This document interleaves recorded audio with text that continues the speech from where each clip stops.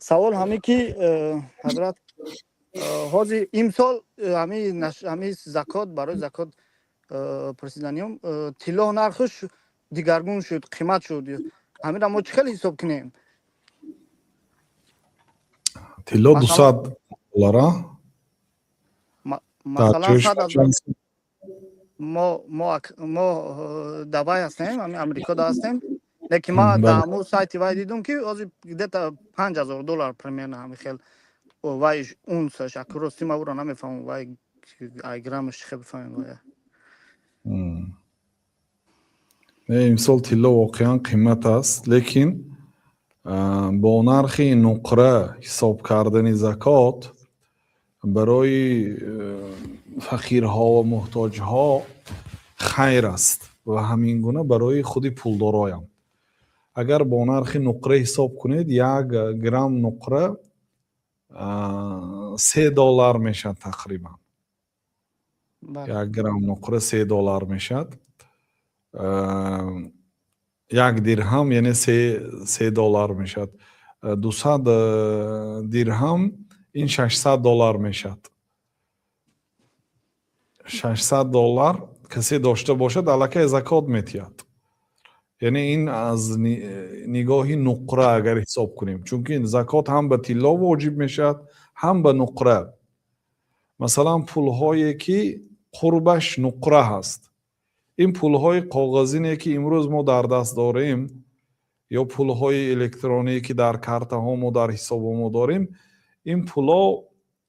یعنی قرب دارد برادر عزیز یعنی این پول وقتی کاغذ برآوردن یا تنگه ها رو برآوردن پیشتر خیر همون تنگه خودش در داخلش طلا داشت یا نقره داشت لیکن از سبب اون که وزنین بود سفر کردن از این کشور به اون کشور مشکل بود یعنی سرشوی پول چخیل پیدا شد مثلا یک آدم از مکه به شام به دمشق بار میفرستند یا کارگرانش را میفرستند تا اینکه رفته بار خرد پولی نقد را اگر همراهشون برند در راه راهزنا میگرفت برای همین چیکار میکردن به یک شناسشون در دمشق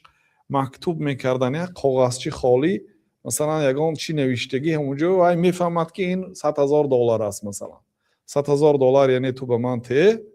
وقتی که تو مکه آمدی بی پول خالی میبی منم از اینجا به تو $100,000 میتیم تو از اینجا خرید کرده میروی بعد آهسته آهسته همین به ترقی شد و به پول مبادله این پول یک کاغذ است واسطه هست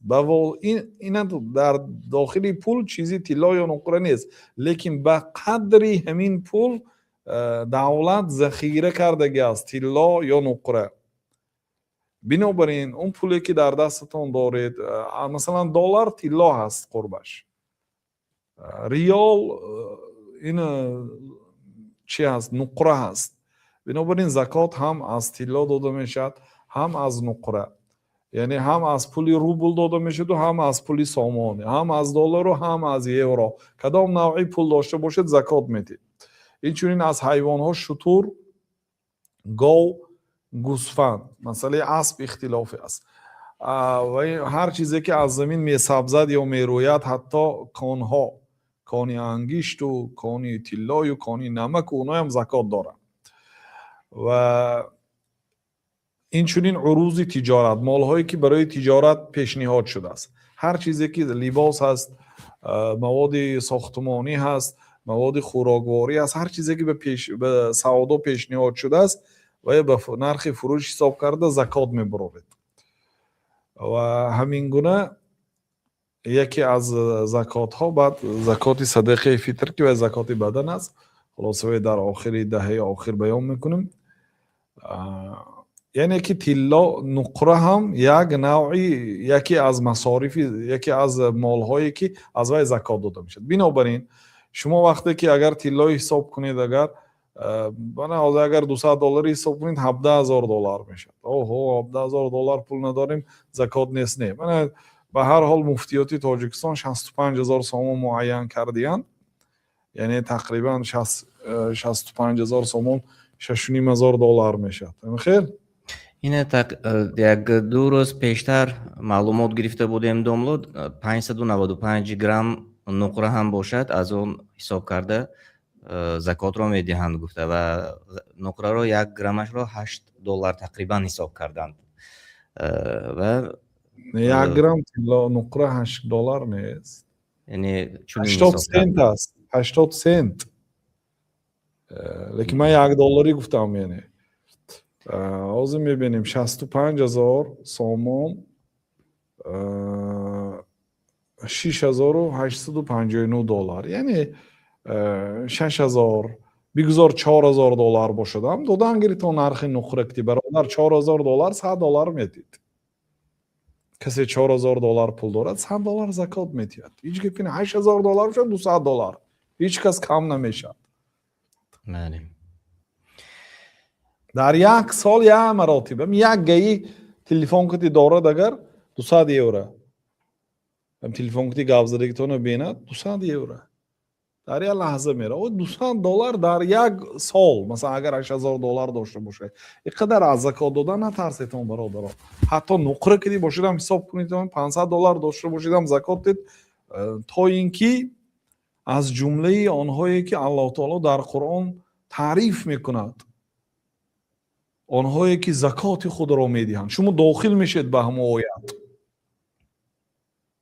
بگذار $500 دارید $12 زکات برآوردید، $12 میشد از آن $500. یا $400 پول داشته باشید $10 زکات میدید.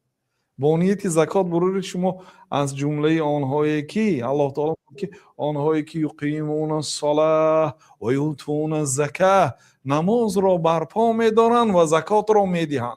مثلا اگر حج کرده باشید یعنی شما الکی 5 رکن اسلام اجرا کردید. شهادتین لا اشهد ان لا اله الا الله و اشهد ان محمد رسول الله دارید، نماز برپا دارید، زکات هم میدهید، روزه هم میدارید، حج هم میکنید. یعنی بینای مسلمانی تو مکمل. این $17,000 کی پول شود بعد میتیم گفته گردید. شما وقتی که $10 زکات میتید الکی مالتون میسبزد. شاید سال آینده شاید نه انیق یعنی زکاتی بسیار میدهید. بنابراین به همین سبب شما شده میرید، یعنی پولدار شده میرید. زکات دادن یکی از سبب‌های ثروتمند شدن است. این چیزی انیق است. بله. نه اگر باور نکنید از زکات دهنده ها پرسید.